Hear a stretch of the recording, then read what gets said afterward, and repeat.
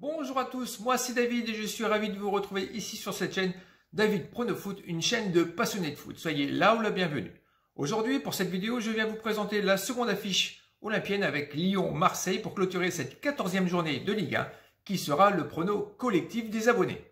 Et on fera un point rapide sur le dernier prono de la chaîne ainsi que du dernier concours. Allons-y!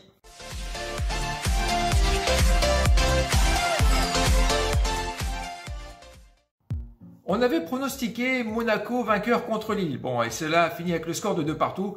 Donc, ça veut dire que ce n'est pas passé. Mais bravo tout de même aux Monégasques qui ont su revenir au score sur le score de 2 partout en jouant à 10 à partir de la 70 ou 75e minute. Alors, pour rappel, le grand gagnant du concours de la chaîne au terme de cette dernière journée de Calibre 2022 était Gaming. Et oui, Gaming, petit message personnel, ton maillot du Bayern est bien parti ce matin à ton domicile.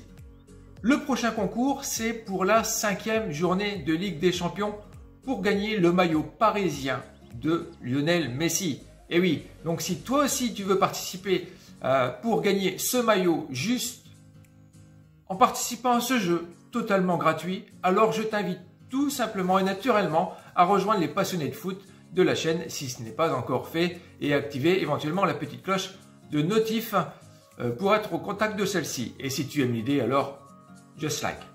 Donc l'affiche est Lyon-Marseille. Un match choc juste après une coupure à la suite de la trêve internationale. Bon ben ça forcément je l'ai déjà dit lors de la dernière vidéo. Par expérience, ce n'est pas souvent bon pour le rythme des équipes mais aussi pour ceux qui ont participé au match de qualif. C'est pour ça que je ne passe 50 000 matchs pour ce week-end non plus. Les Lyonnais se placent à la 8e place du tableau avec 19 points, donc 15 points à domicile. Et oui, 15 sur 21. Avec un bilan de 7 matchs joués, c'est 4 victoires, 3 nuls, pour 15 buts marqués et 8 de pris. Ce n'est pas un bon ratio à la maison, mais en championnat, bien sûr. Soit un but pris par moyenne par match. On pourrait faire mieux quand même. Lors de leur dernier match, c'était le déplacement à Rennes et ils sont repartis comme ils sont venus sans prendre un point car ils ont pris une claque sur le score de 4-1. Par contre, en Europa League, ils n'ont pas encore pris un seul but.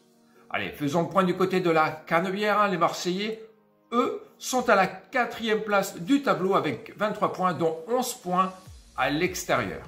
Ils n'ont pas su garder la 3e place, chassée par Lens, qui lui a remporté son match de la 13e journée contre 3 sur le score de 4-0. Bravo les Lensois! Alors que Payet & Co n'ont pas réussi à terrasser Metz, jouant à 10 en seconde mi-temps à la maison. Donc score final 0-0. Avec un bilan à l'extérieur de 6 matchs joués, avec 3 victoires, 2 nuls et 1 défaite, avec 7 buts marqués pour 5 de pris. Alors, 7, c'est peu pour une équipe qui vise tout de même la Ligue des Champions l'année prochaine. Néanmoins, ils prennent eux aussi un but par match. Concernant les absents, du côté lyonnais, commençons par là, sont Kadewere, suspendu pour son carton rouge, Keita, Pintor, Reine Adélaïde, toujours blessé. Et de plus, on a Léo Dubois, on l'a vu lors de la rencontre contre le Kazakhstan, s'est fait une déchirure, donc ne participera pas à cette rencontre et devrait être absent hors des terrains jusque décembre. Il va louper le match de Ligue des Champions. Mais peut-être le retour de Moussa Dembélé pour cette rencontre qui, lui, est absent des terrains depuis fin septembre. Alors, pour rejoindre Aouar, Ekambi et Paqueta dans l'équipe, je pense que c'est une bonne pioche. Regardons les absents côté marseillais.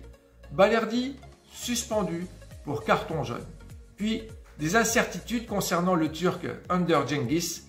Sinon, le reste de l'effectif marseillais est au complet.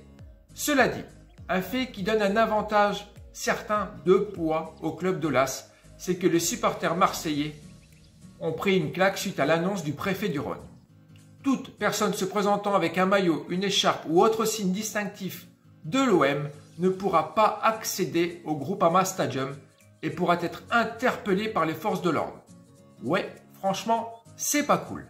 Lorsqu'on regarde les historiques des matchs entre ces deux Olympiades, c'est simple, Marseille n'a plus décroché les 3 points de la victoire depuis près de 14 ans sur cette pelouse lyonnaise.